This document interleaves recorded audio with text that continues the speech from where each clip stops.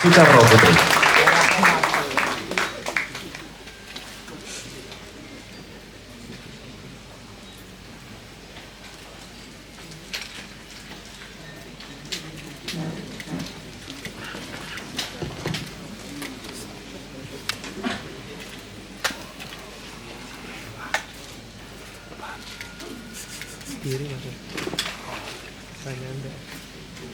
Assalamualaikum warahmatullahi wabarakatuh. Salam sejahtera untuk kita semua. Om Swastiastu, Namo Buddhaya, salam kebajikan, rahayu. Tadi kalau dibilang kok ragu kalau saya tidak mau datang ke tempat saya. Nah, saya ini 3 kali jadi anggota DPR. Kalau ketemu rakyat itu ya ikuti maunya saja. Ya sama petani ya ngobrolnya di pematang sawah. Kalau disuruh lesehan ya lesehan. Karena ya gimana ya menerangkannya, tidak mungkin kalau orang pemimpin itu elitis. Jadi kalau tadi dengar Romo Sindunata bicara, itu menurut saya sebuah simfoni yang sebetulnya maknanya tinggi. Kalau Mas Nadiem yang ketemu waktu di Lemhanas, mengapa? Karena begini, waktu Lemhanas itu kan yang mendirikan Bung Karno. Dan dalam pidato pertamanya beliau mengajarkan sebuah ilmu yang menurut saya mungkin kalau di luar negeri sudah diketahui, waktu itu di Indonesia belum populer, yaitu ilmu geopolitik. Nah, waktu itu Ketua Lemhanas mengatakan untuk membuat patung Bung Karno. Saya tentunya berterima kasih. Tapi ketika kami datang untuk juga membuka, kok ternyata kecil ya. Jadi saya bilang sama Ketua Lemhanas, udah gini aja lah, kalau kurang duitnya untuk saya yang bikin, saya bikin. Saya kalau lihat sekarang di depan Lemhanas itu kan ada patung Bung Karno besar ya, karena bukannya apa, karena banyak orang pada waktu saya baru masuk politik, kalau saya bicara selalu saya disamakan atau diidentikan. Tentu saja itu anaknya Bung Karno. Terus saya selalu dengan enteng mengatakannya begini, bila saya mau siapa, ngaku anaknya Pak Badu. Saya memang anaknya Bung Karno. Ya, saya anak biologis, tapi saya juga mengikuti sebagai anak biologis. Jadi kalau kayak Mas Bari, Romo, Mas Butet, itu udah apalah. Apalagi kalau Romo Beni kan udah PIP. Saya bilang, Romo kok gak kalem ya? Itu orangnya kalau ngomong tuh apa? Terus saya bilang, Romo, itu tuh Romo. Buka rahasia sedikit. Ya, beliau ikut kami lah, bareng-bareng di Badan Pembinaan Ideologi Pancasila. Jadi mungkin tahu nama, tapi sosok juga sudah tahu. Tapi saya kadang perlu enggak ya sebenarnya Megawati itu siapa toh begitu. Jadi saya mesti mengenalkan diri saya. Kalau tadi selalu, sekarang di studio dengan profesor, doktor itu ya alhamdulillah. Profesor saya itu 2, Dr. Honoris Causa saya 9. Lalu masih nunggu 6 lagi karena kemarin COVID. Jadi saya suka guyon sama bapak saya. Lo lucu loh, ada orang yang mengatakan begini. Ketika saya bilang, saya bicara sama bapak saya, langsung disebar. Biasa, saya ini orang sering dibully. Wah, Ibu Mega tuh kelenek.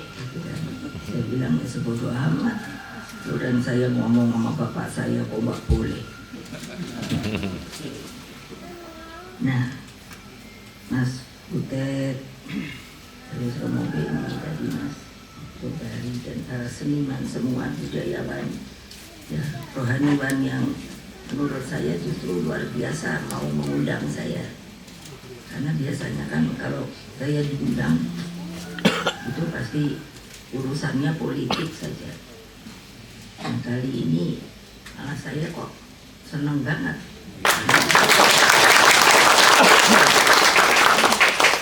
Ayah saya itu bukan hanya politisi, beliau ya seniman. Jadi waktu dari kecil, kalau tadi lihat ada foto saya itu sudah diajari. Jadi kalau umpamanya lihat tarian, saya mau nggak mau pasti goyang. Karena apa? Kami anaknya Bung Karno itu ber-8. Jadi kami itu semua umur 5 tahun mulai diajari menari. Bayangkan, setiap umur 5 tahun lalu tuh belajar menari. Jadi saya bisa nari Jawa, nari Sunda, nari Bali, nari Sumatera. Kadang-kadang waktu itu kalau ingat di apa ya, disuruh itu, kok saya bilang bapak saya kok keras. Tapi kalau sekarang saya alhamdulillah, karena itu juga membentuk bangun tubuh kita dan ini kita dan mata kita. Jadi luar biasa. Itu artinya kalau tadi dibilang seperti Pancasila itu harus dirasakan di sini. Saya lalu mengerti mengapa kita disuruh belajar menari. Karena menari itu seperti kalau menari katakan Jawa itu tidak ada loh. Kalau seperti belajar piano, dulu mi fa sol la si do, begitu bukan. Itu yang jadi pertanda harus ganti tangan itu keprak. Jadi prok prok prok prok serek gitu. Nah itu kan telinga. Nah tapi itu juga dengan perasaan, karena kita harus nunggu serek gitu. Jadi jiat masuk. Makanya saya sering kali berpikir, saya beruntung masih ada seperti tempat-tempat seperti ini. Karena saya yakin juga banyak di tempat lain, di daerah-daerah lain yang juga masih seperti ini. Nah ini kan artinya tidak mudah untuk menggeser yang namanya disebut bapak saya kepribadian di bidang budaya. Karena itu sebuah, menurut saya, roso itu roso. Jadi apa yang mesti ngomongnya? Sesuatu getaran di hati, mungkin kalau bahasa Indonesia ini baik.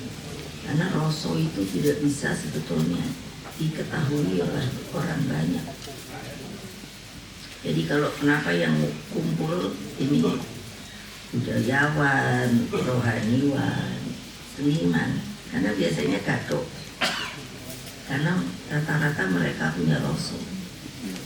Tapi kalau orang di luar itu menurut saya itu hanya yang namanya hanya fisiknya.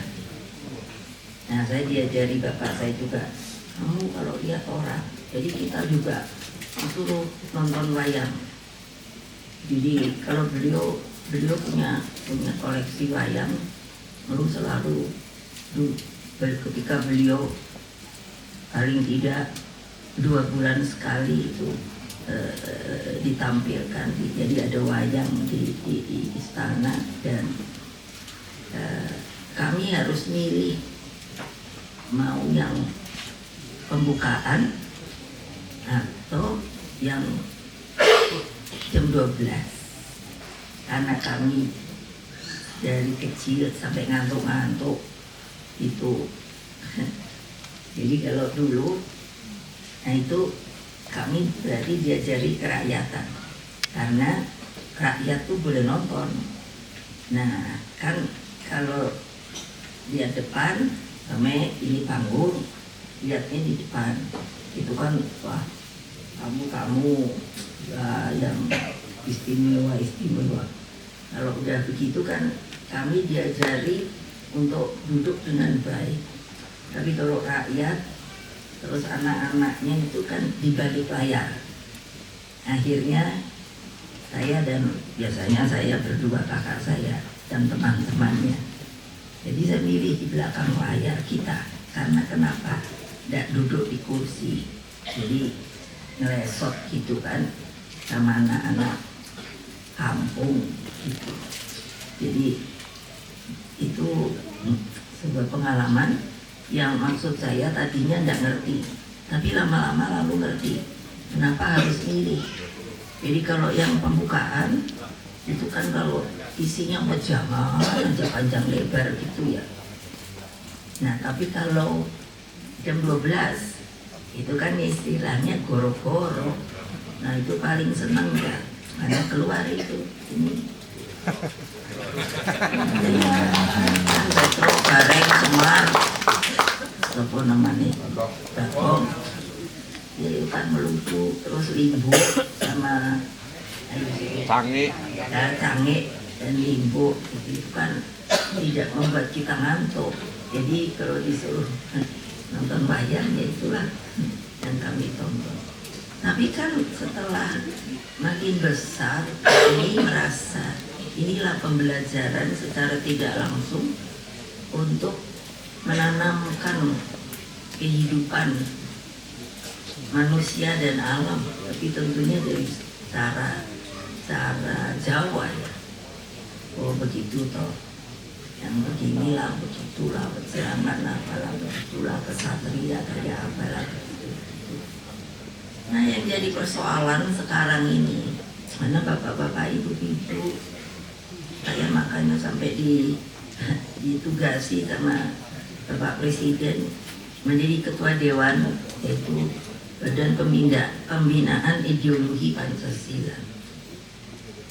Saya sangat setuju karena saya memang mengatakan pada beliau, ini ada sebuah peristiwa dalam sebuah perjalanan Republik ini adalah kalau kita ambil garisnya atau titiknya ketika lahirnya Pancasila 1 Juni di sidang BPUPK terus sampai sekarang, maka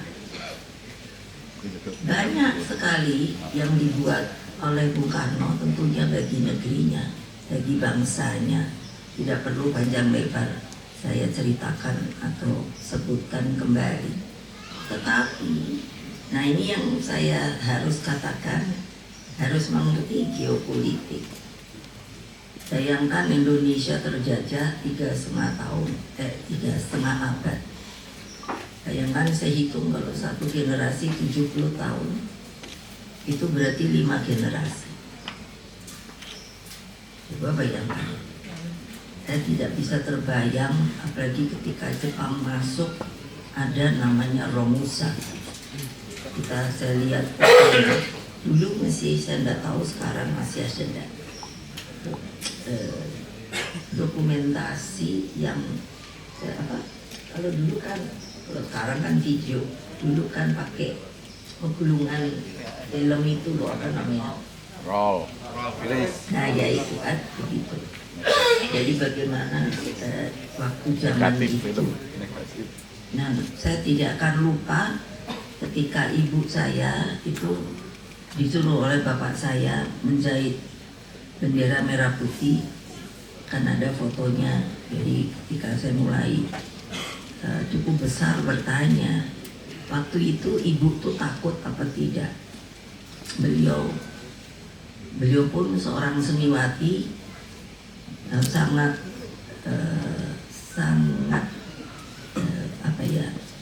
indah suaranya kalau mengaji.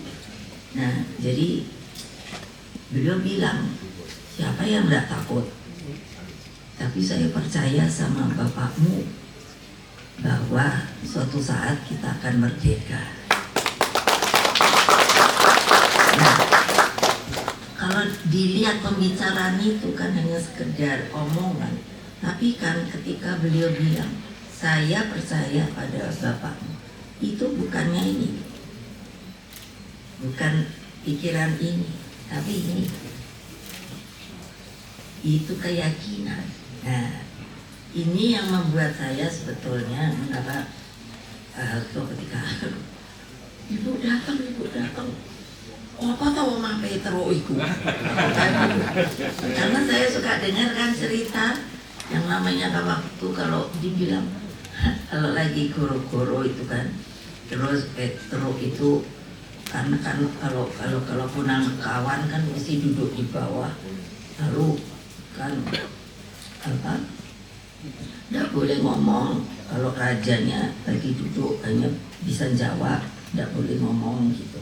Terus suatu ketika Petro kan ketemu bale-bale, jadi kan langsung dia duduk di bale-bale, padahal Semar kakaknya semua duduk di bawah. Terus karena hidungnya kan mancung, hidungnya dongak ke atas tuh. Terus Semar kan bilang, padahal Semar itu kan sebetulnya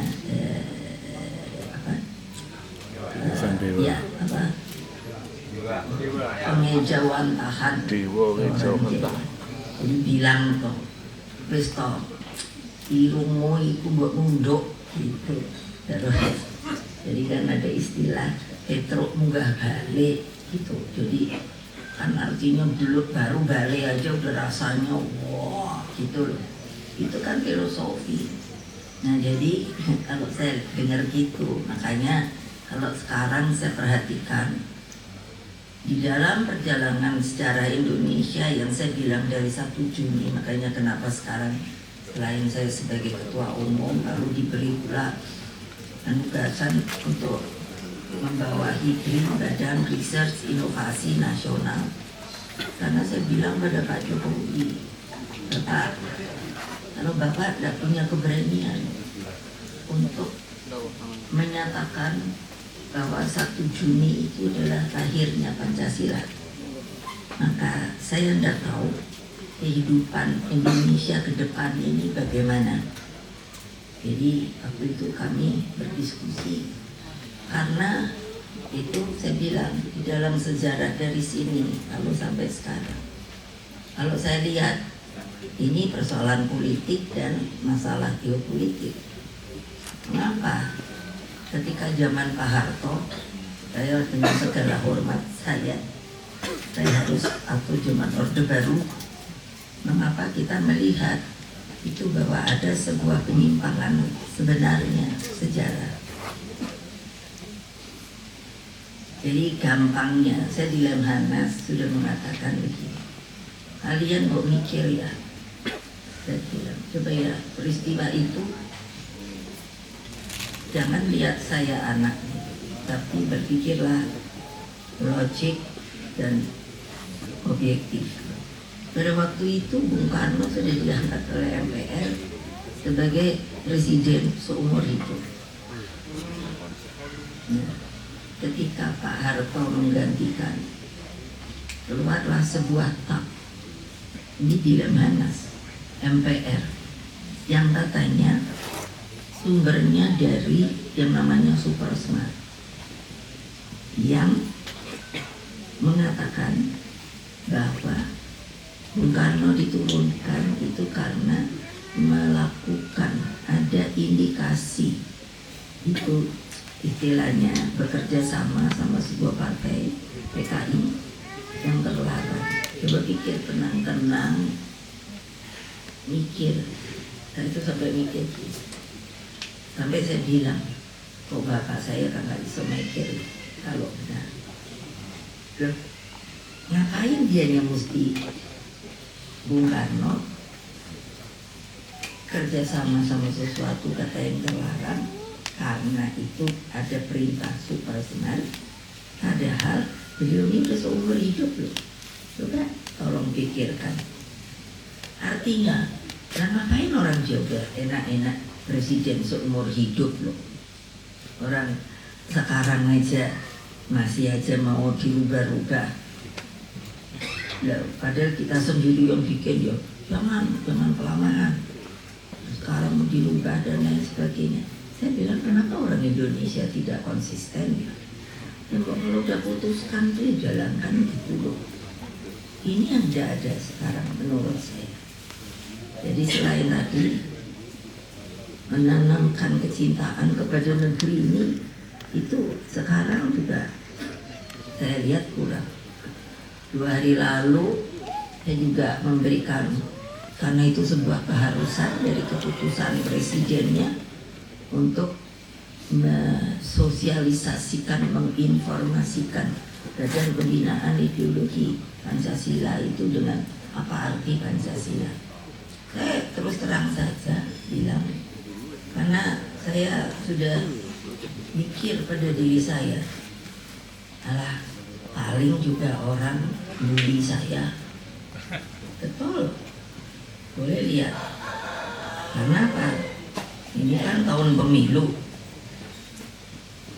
Kita tahu bahwa semua orang tentu berharap calonnya menang.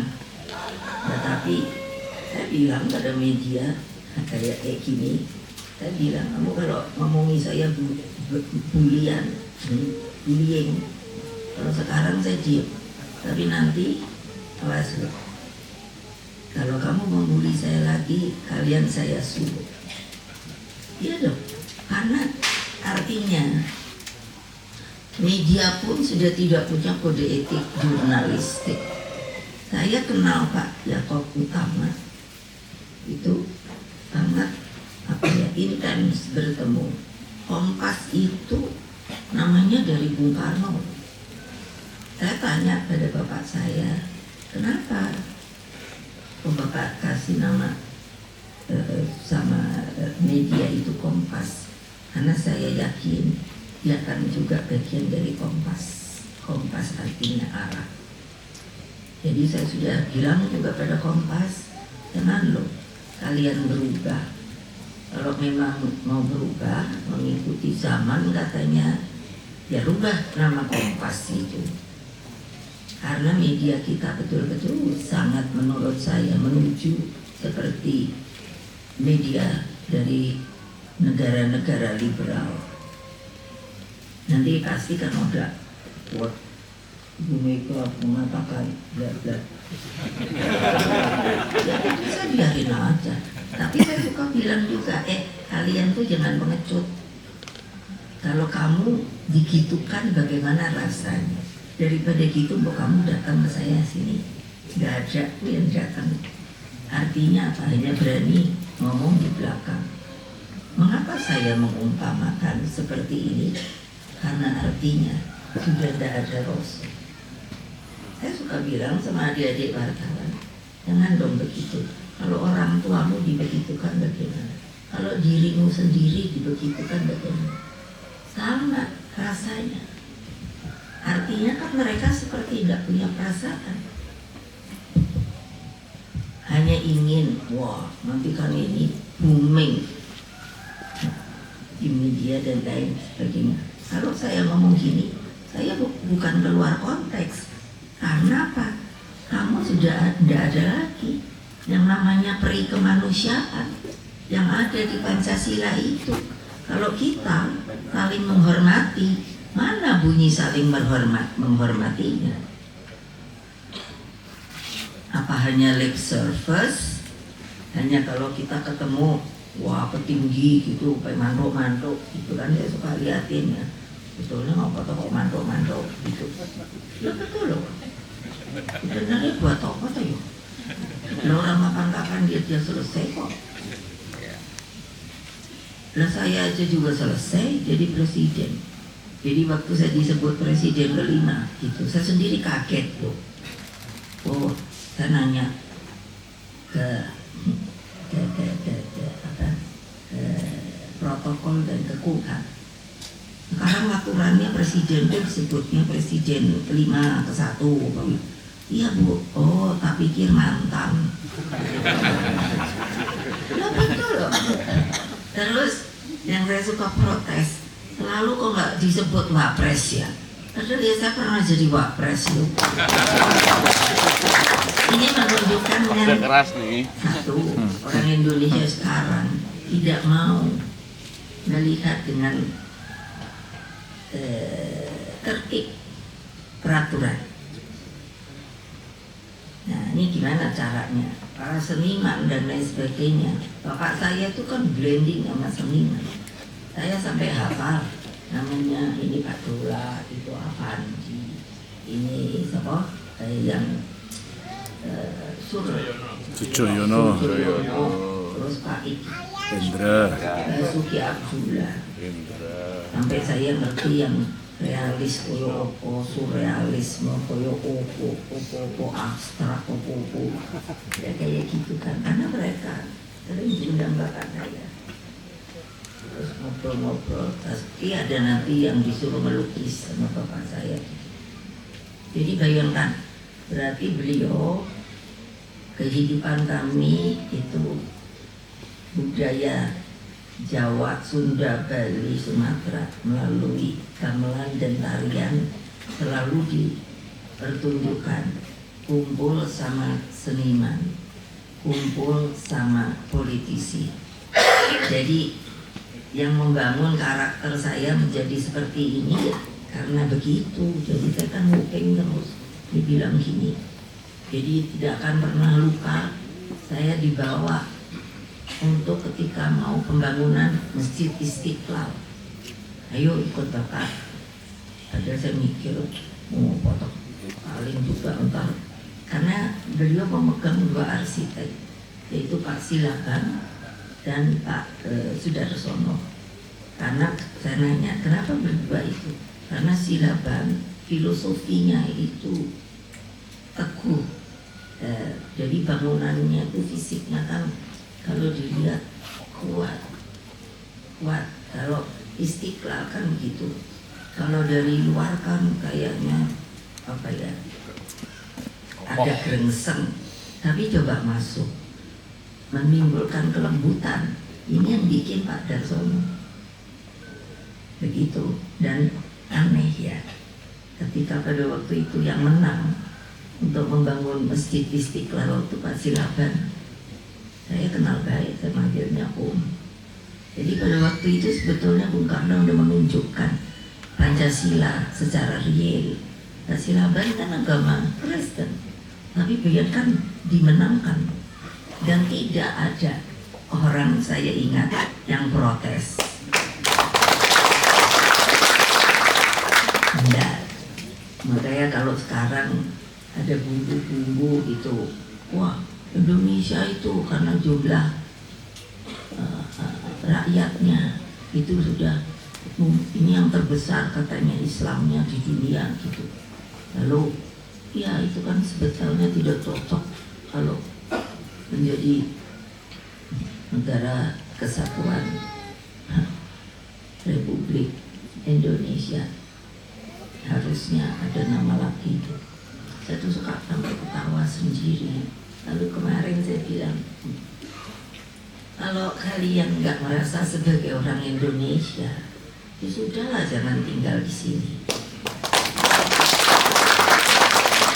Ya pergi aja ke tempat di mana daerah yang situs tsunami. Jangan dong.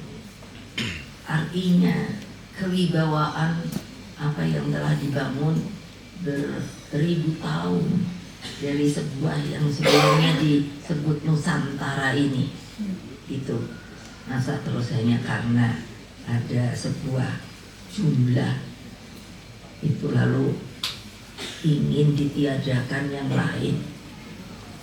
Saya suka bilang, oh, lah kalau gitu, kalau yang non muslimnya lalu mau dikemanakan? Bapak-bapak, ibu-ibu yang terhormat, coba kita lihat saja sekarang keadaan di Afghanistan. Saya melihat tuh prihatin sekali. Sekolah untuk perempuan ditutup, anak perempuan nggak boleh sekolah, guru-guru perempuan semuanya diapakan dipensiunkan. Lalu saya terpikir, ini mau negara mau jadinya kan negara laki-laki ya. Lah ibunya itu sopo. Kalau nggak mau punya anak gitu umpamanya, lah ibunya itu sopo. Dan sekarang yang namanya Afgan itu mau membangun harus bagaimana, kelihatannya jadi pusing sendiri. Karena kenapa ya, terkepung tuh dengan sebuah itu geopolitik lagi, negara-negara yang sudah maju, yang telah memberikan keleluasaan penuh kepada kaum perempuan dan lain sebagainya akibat perubahan zaman. Ini mau kembali pada abad berapa? Kan coba saya coba mikir ini, mikir sepupu dulu. Betul loh, kenapa tidak realistis begitu? Nanti kalau gini ada lagi juga. Saya sering dibilang begini, Ibu Mega itu Islam, tapi tidak Islam. Loh, saya suka mikir itu. Loh, kok kamu itu sopo? Loh, kan mestinya ngomong gitu Gusti Allah no sama saya. Tuh, iya dong. Loh, kok kamu? Saya sampai bilang, kamu sini toh ngomong ini sama saya, jangan di belakang belum. Ya, tapi sampai hari ini nggak ada loh orang yang minta supaya ketemu saya. Artinya apa? Saya bilang kalian pengecut, itu aja. Iya dong, nggak ada budi, nggak tahu rasa, nggak tahu kesopanan. Ini masa mau dirusak? Ya saya bilang, kalau Pancasila itu kamu rusak, saya lawan. Ya iyalah, karena saya tahu bangsa saya diajari bapak saya. Umur 14 tahun saya disuruh mengerti politik dalam artian apa ini? Bukan langsung, tidak langsung. Saya dibawa sebagai, bukan menyombongkan diri. Ini pengalaman untuk mendidik anak kita juga seharusnya begitu. Di konferensi Beograd non-blok, dan bukannya asal ikut sebagai delegasi termuda loh, bayangkan. Saya bilang delegasi termuda, saya bilang sama bapak saya, maksudnya saya diikutin suruh rapat melulu, saya bilang sebagai delegasi. Jadi bapak saya bilang begini, mau ikut boleh, kalau tidak ikut jadi begini, nanti kalau bapak pulang pasti bapak akan nanya artinya. Kalau tadi yang pidato itu siapa? Wah, itu kan sama PR ya. Lah padahal kita kan tadinya mau banyak enak juga di jalan-jalan gitu. Iya, sama kakak saya, kami berdua ini sering dibawa. Dan saya bilang, gini kita kan udah mesti nanya sama protokol. Nanti siapa aja sih yang pidato? Nah saya ini ingin tahu. Waktu itu datang Khrushchev. Saya udah kepingin dengerin, lucu loh Khrushchev. Orangnya pidato itu kan emang keras ya, tapi lucunya gini. Karena rupanya kan itu dia bahasa Rusia, kan harus diterjemahkan. Jadi yang lain itu katanya mungkin ya bosan ya, Jadi kan ngomong bawa. Nah, kelihatan di TV dia kayak nyari palu. Itu nggak akan lupa saya sampai kepingkel-pingkel sendiri. Palunya kayaknya nggak tahu tidak ditaruh atau bagaimana. Apa yang dijadiin? Dia buka sepatu, dia ketok, tuak. Ya orang kan pada kaget. Terus ketawa. Jadi kami ini. Tapi menurut saya pemimpin dulu yang saya kenal itu kalibernya adalah kaliber dunia. Nah, pertanyaannya gimana sih menjadikan mereka kita ini seperti punya pemimpin itu ya kaliber dunia itu. Gamal Abdul Nasser, Nehru, Tito. Khrushchev, Tito, Kennedy. Lah iya saya ya udah pasti dong. Ini yang saya temukan. Nah ini Nehru udah belum disebut tadi. Lah iya banyak lah yang saya lihat. Aduh, yang tidak ada menurut saya. Nanti ya gitu. Oh ibu Mega udah dibandingin. Lu ya dibandingkan dong. Lah boleh dong. Supaya maksudnya harus ada kita punya seperti itu kembali. Yang benar-benar kelihatan gitu loh apanya ya. Auranya itu. Yang namanya Nehru itu kan saya disuruh manggilnya uncle semua. Itu lembut banget.